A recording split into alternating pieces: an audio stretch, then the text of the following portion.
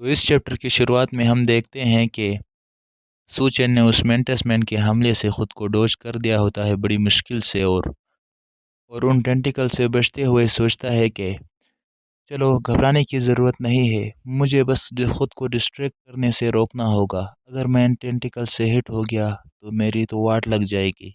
और फिर ख़ुद को एक हमले से बचाकर नीचे ज़मीन पर आकर बोलता है कि लेकिन अगर मैं ख़ुद को इसी तरह से उससे फासले में रखूं और इंतज़ार करूं कि वो एक बड़ा हमला मुझ पे करे सही मौके का, और अपने फिस्ट रेडी करके उस मेंटस मैन के चेहरे पर एक ज़ोरदार मुक्का दे मारता है।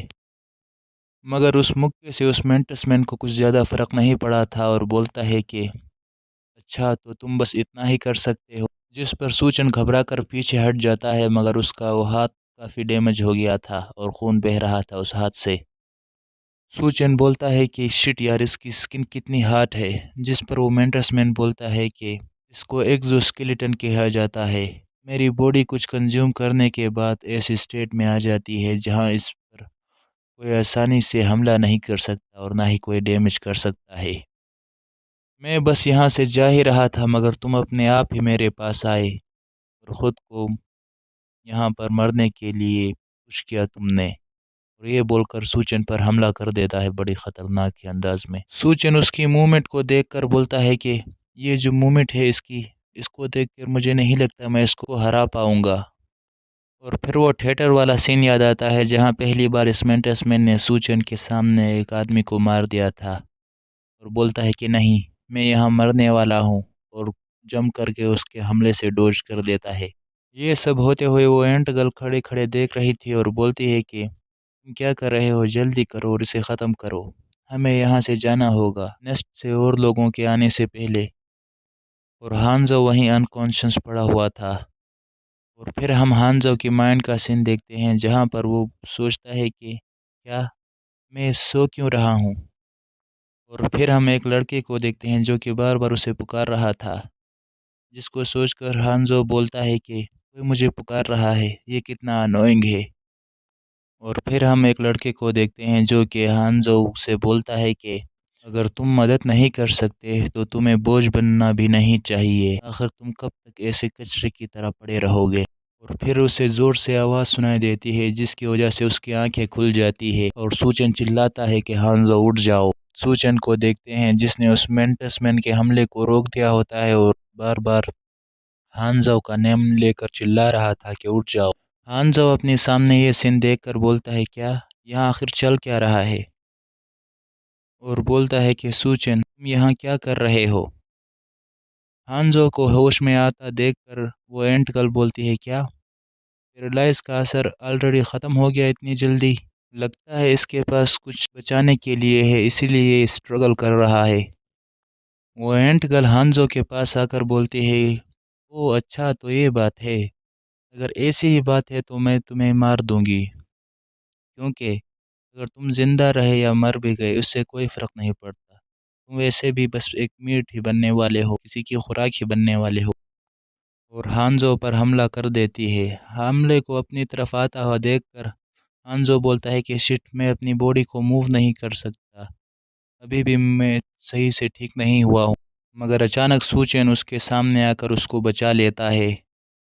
सूचन हांजो से बोलता है कि मैं तुम्हारे लिए कुछ टाइम बाय करता हूँ, तब तक के लिए जल्दी करो, यहाँ से भागो, कम से कम तुम खुद को तो बचा ही सकते हो। हांजो बस ये सब अपने सामने होता हुआ देख ही रहा था। इतने में ही वो मेंटस मैन बोल रहा था कि हे न्यूबी, और सूचन पर हमला करके बोलता है कि तुम्हारी हिम्मत कैसे हुई अपनी बॉडी को ऐसे थ्रू करने की।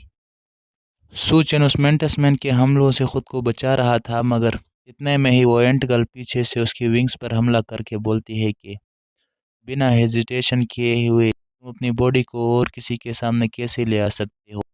फिर हम पहले का टाइम देखते हैं जहाँ वो एंटीना गर्ल और सूचन वगैरह सब लोग पार्टी कर रहे थे। वहाँ हांजो सूचन से बोलता है कि हे, क्या तुम एंटीना गर्ल को लाइक करते हो, क्योंकि जैसे तुमने उसका नाम सुना तुम उसको बचाने के लिए फ़ौरन चल पड़े। जिसको सुनकर सूचन बोलता है कि नहीं नहीं, ऐसा बात नहीं है। हांजो बोलता है कि अगर ऐसी बात नहीं है तो फिर क्या है, वैसे इन दिनों ये बात कॉमन नहीं है कि तुम किसी की हेल्प करो और वो तुम्हें थैंक्स भी ना बोले। सूचन बोलता है क्या ऐसा भी होता है?